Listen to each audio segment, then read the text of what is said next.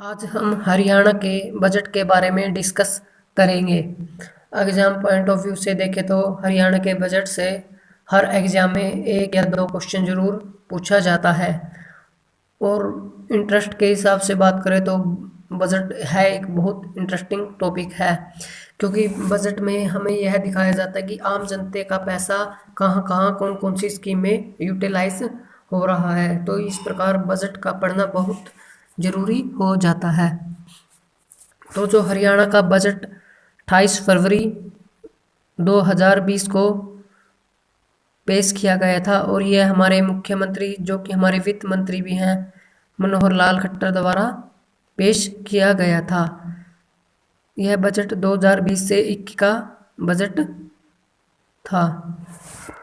तो 70 से 80% एग्जाम्स के अंदर सिर्फ यही क्वेश्चंस आते हैं कि यह कौन सी तारीख को पेश किया गया था और किसके द्वारा पेश किया गया था।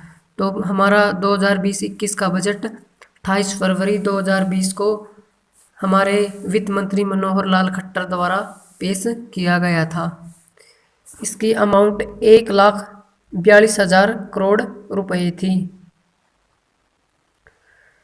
ये आपको वैसे फिगर में अराउंड ऑफ फिगर में याद रखना है, एग्जाम में पूछने के चांस बहुत ही कम रहते हैं। 1,42,000 करोड़ रुपए का बजट पेश किया गया था। आगे हम रेवेन्यू डेफिसिट और फिस्कल डेफिसिट के बारे में पढ़ेंगे। रेवेन्यू डेफिसिट मतलब कि वित्तीय घाटा।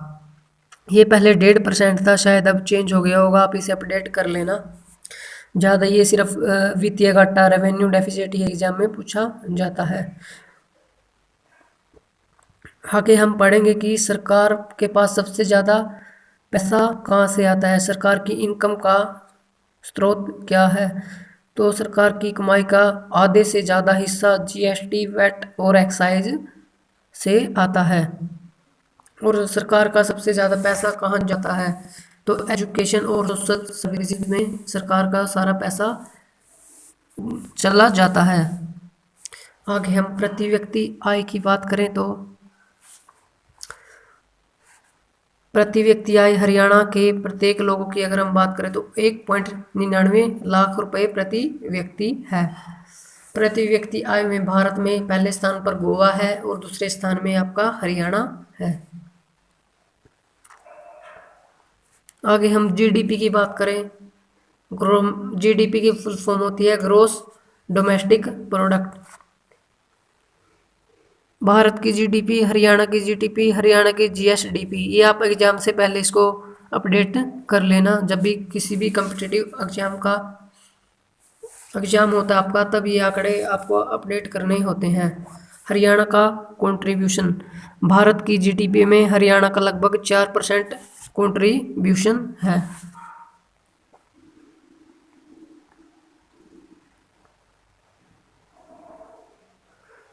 तो हम 2020-21 बजट के मेन जो टॉपिक हैं, पॉइंट्स हैं, उनको एक बार रिवाइज करेंगे। तो हमारे अब इस बार के बजट पर 4S पर जोर दिया है: शिक्षा, स्वास्थ्य, सुरक्षा और स्वावलंबन। और किसी भी देश को, किसी भी संविधान को मजबूत बनाने के लिए सबसे ज़्यादा जरूरी आपका शिक्षा और दूसरे नंबर पर स्वास्थ्य ही होता है। जो अब की बार टोटल बजट पेश किया गया है, 1,42,000 करोड़ रुपए का बजट पेश किया गया है। इसमें से शिक्षा पर 19,000 करोड़ रुपए की मंजूरी हुई है, और स्वास्थ्य और कृषि पर लगभग 6,000 करोड़ रुपए की मंजूरी हुई है। जो अब की बार बजट बढ़ा है, पिछली बार से अब की बार का बजट 7.7% अधिक है। और जो अब की बार बजट पेश किया है मुख्यमंत्री ने, वो एक मोबाइल टैब के माध्यम से पेश किया है। इस बजट को हम पेपरलेस बजट भी कह सकते हैं, क्योंकि कागज का पेपर यूज करने से आपको पता है कि कागज पेड़ों से बनता है, पेड़ों की छाल से बनता है। तो पेड़ों की कटाई को रोकने के लिए ही आजकल विभाग में पेपरलेस पर जोर दिया जा रहा है। इस बजट को हम टैक्स लेस भी बोल देते हैं क्योंकि इसके अंदर टैक्स कोई भी चेंज नहीं हुआ है। सरकार के ऊपर अब की बार कर्जा है वो लगभग जितना शिक्षा का बजट है 19,000 करोड़ रुपए लगभग इतना कुछ सरकार पर कर्जा बढ़ा हुआ है। आगे देखिए कि 1,42,000 करोड़ रुपए हरियाणा का बजट है, तो ये हम इसको 100% मान सकते हैं। तो 100% बजट का सैलरी और पेंशन, जो हमारे रिटायर्ड ऑफिसर हैं, विधानसभा के मेंबर की पेंशन है, सरकारी एम्प्लॉयज़ की पेंशन है, सैलरी है। टोटल बजट का सैलरी और पेंशन में 40% चला जाता है। और अब की बार शिक्षा पर 15%, बजट का 15% खर्चा मंजूर हुआ है। ये आगे हम रैंक पढ़ेंगे शिक्षा और स्वास्थ्य में। शिक्षा के अंदर सबसे पहला रैंक आपको के गुड़गांव को मिला है और दूसरे पर पंचकुला। अगर हम स्वास्थ्य की बात करें तो पहला रैंक पंचकुला को मिला है।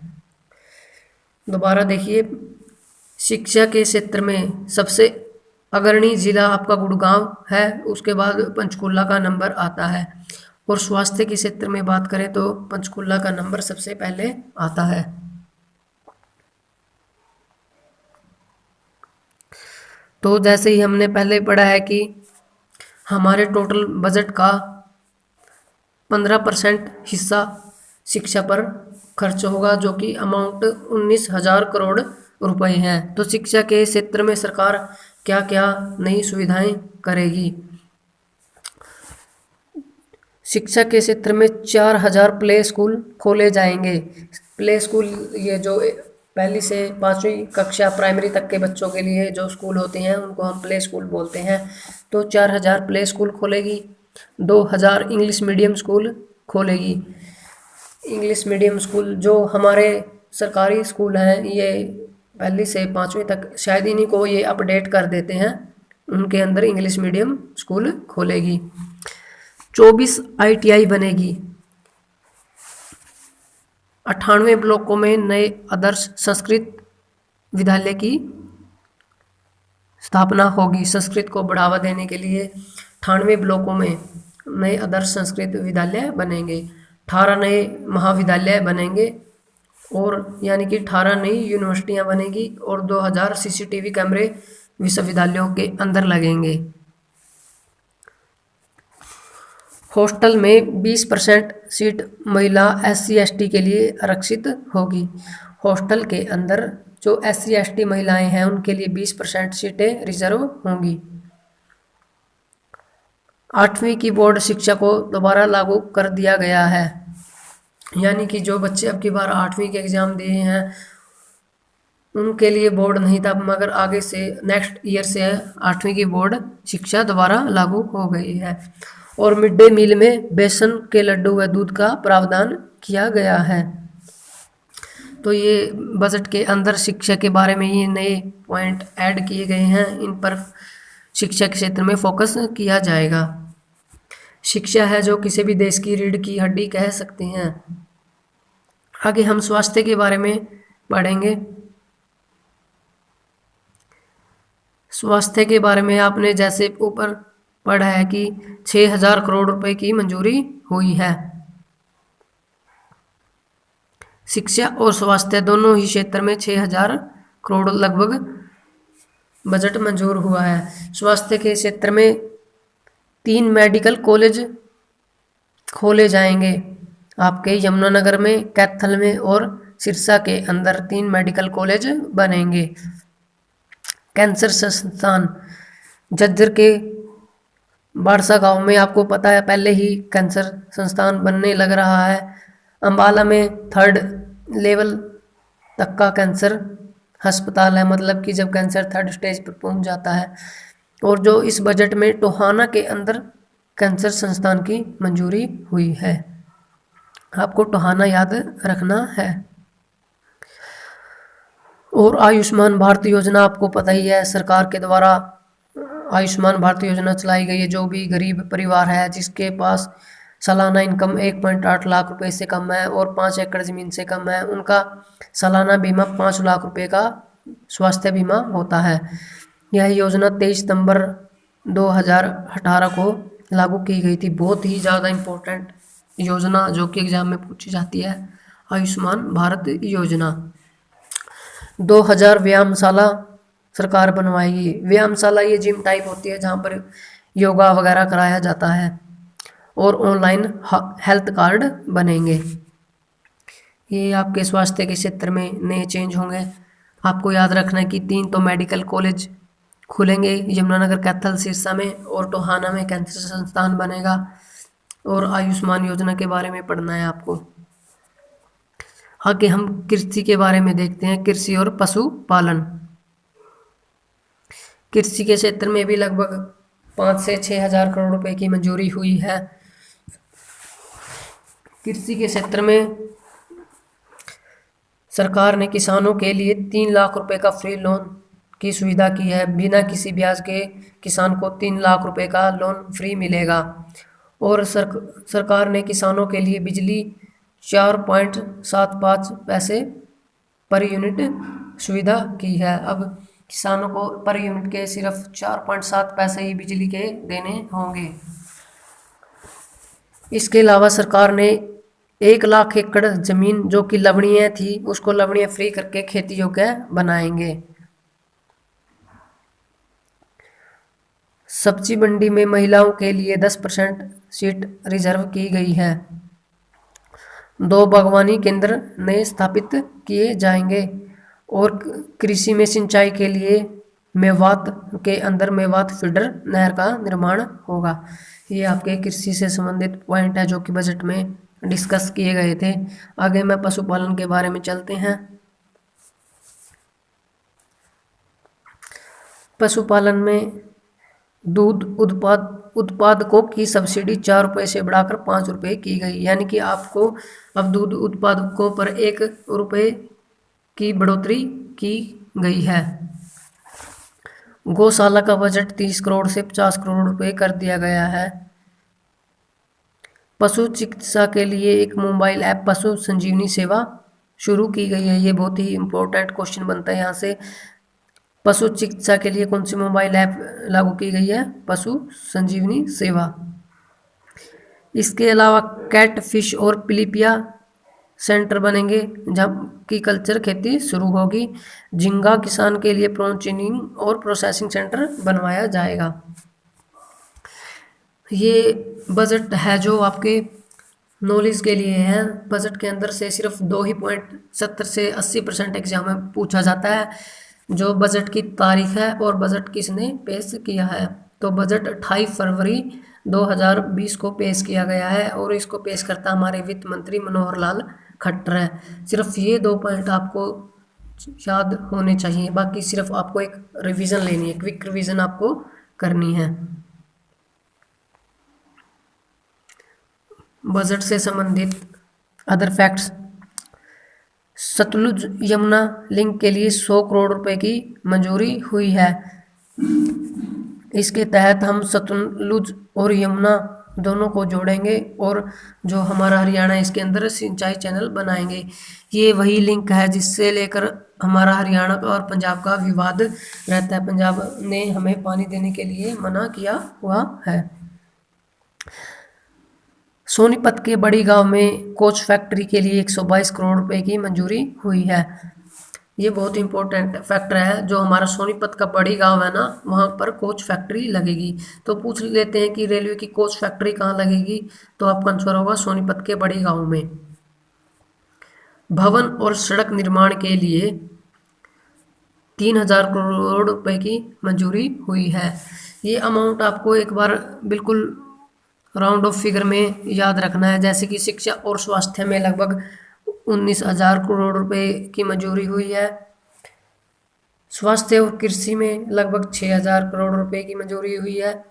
और भवन व सड़क निर्माण में 6,000 का आधा कर दीजिए, 3,000 करोड़ रुपए की मंजूरी हुई है। आगे देखिए, मंडी में महिलाओं के लिए रिजर्वेशन 10% का है। हॉस्टल में 80 महिलाओं के लिए रिजर्वेशन 20% का किया गया है। बजट के तहत पहला सहकारी डाटा पैक स्थापित किया जाएगा। मॉडर्न आईटीआई बनेगी आपकी एक पन्नी वाला मोटा सिरसा में। ये भी एक इम्पोर्टेंट पॉइंट है कि मॉडर्न आईटीआई कहाँ बनेगी, तो आपका आंसर होगा पन्नी वाला मोटा सिरसा गांव में। आपने देखा होगा कि दुष्यंत चौटाला जो हमारे इस फील्ड के टेक्निकल फील्ड के आईटीआई फील्ड के मंत्री हैं, उन्होंने इसका पन्नी वाला मोटा सिरसा गांव में मॉडर्न आईटीआई का उद्घाटन किया है। इसके अंदर क्या करते हैं, जो पुरानी आईटीआई है उसी के अंदर उसको अपडेट कर दिया जाता है, उसके अंदर नए नए मॉडर्न इंस्ट्रूमेंट रखे जाते हैं। खिलाड़ियों के लिए सरकार ने क्या किया है, उनकी जो खुराक भत्ता है प्रतिदिन की 150 रुपये से बढ़ाकर 250 रुपये कर दी गई है। खिलाड़ियों को सरकार बहुत ही ज़्यादा सुविधाएं देती है। अगर ओलंपिक मेडल आता है तो गोल्ड के लिए 2 करोड़ रुपए और एक बहुत ही बढ़िया ए ग्रेड की जॉब या बी ग्रेड की जॉब खिलाड़ियों को मिलती है। लेकिन अब सरकार ने ये डिसीजन लिया है कि इनको सी ग्रुप की ही पोस्ट दी जाएगी। जो भी पहाड़ चढ़ता है, माउंट एवरेस्ट चढ़ने वालों को पैसे मिलते हैं और एक सी ग्रुप की नौकरी दी जाएगी। अब हम ब्लॉक से रिलेटेड प्रश्न पढ़ेंगे। ब्लॉक में क्या क्या होगा, हर एक ब्लॉक में पराली खरीद केंद्र होगा। ये किसानों के लिए सुविधा शुरू की गई है कि किसान पराली ना जलाएं, इसलिए हर ब्लॉक में पराली खरीद केंद्र होंगे। 98 ब्लॉकों में आदर्श संस्कृत विश्वविद्यालय होंगे। और जितने भी ब्लॉक हैं हरियाणा के अंदर 140 ब्लॉक हैं, तो हर एक ब्लॉक के अंदर 2-2 स्टेडियम यानी कि आपके 280 खेल स्टेडियम बनेंगे। तो आप ये कह सकते हैं कि हरियाणा के हर ब्लॉक में 2-2 खेल स्टेडियम बनाए जाएंगे। ये आपके यहाँ तक का बजट था। अब हम कुछ बजट से रिलेटेड स्टैटिक जीके कवर करेंगे। जो बजट है हमेशा चमड़े के थैले में पेश किया जाता है। आपने देखा कि जब बजट पेश किया जाता है तो एक चमड़े के थैले में डॉक्यूमेंट लेकर आए जाते हैं, लेकिन अब की बार हरियाणा ने टेप के थ्रू बजट पेश किया है, तो हम इसको पेपरलेस बजट भी कह सकते हैं। भारत का पहला बजट षणमुख शेट्टी ने पेश किया था। ये बहुत ही ज़्यादा इंपॉर्टेंट क्वेश्चन है कि पहला बजट किसने पेश किया था, षणमुख शेट्टी ने। और सबसे ज़्यादा बार मोरारजी देसाई ने। सबसे पहला बजट ये मैंने लिखे हुए है कि जेम्स विल्सन ने किया था। स्वतंत्र भारत का षणमुख शेट्टी ने किया था। और गणतंत्र आगे जॉन मैथाई ने किया था। पहली महिला जिसने भारत का बजट पेश किया इंदिरा गांधी महिला थी। तो आपको सिर्फ यहाँ से 2 ही पॉइंट याद रखने हैं। सबसे पहली बार बजट षणमुख शेट्टी ने किया था। अगर महिला की बात करें तो इंदिरा गांधी ने। बजट का प्रावधान आर्टिकल 112 के तहत किया गया है। पहले रेल बजट आम बजट से अलग होता था, लेकिन अब रेल बजट को भी आम बजट में इंक्लूड कर दिया गया है। यह बजट अरुण जेटली ने 2017 से लागू किया है। तो यहाँ आपका बजट समाप्त होता है।